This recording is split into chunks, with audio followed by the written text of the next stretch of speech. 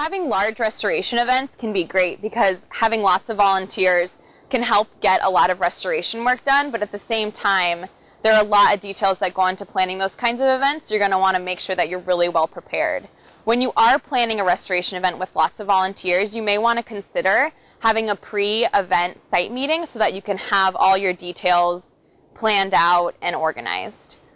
When you are having, on the day of your restoration event, it's a good idea to break your volunteers up into smaller groups. Each smaller restoration group should have their own restoration leader. Keep in mind when you are assigning people to those groups that volunteers that come to the event together will probably want to be in a group together, and limit those group sizes to no more than 15 people per restoration lead.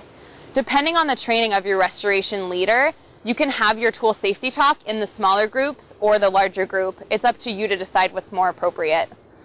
When you are sending your groups out to meet in their smaller groups, when you're sending your volunteers out to meet in their smaller groups, make sure that those areas where they're meeting their restoration leader are clearly marked. You can use flagging if that will help visually volunteers know where to go. When you're planning to have multiple groups at a restoration site, make sure that the boundaries that each group is working in are clearly marked and that there's enough work for all of the restoration groups to work the whole entire time.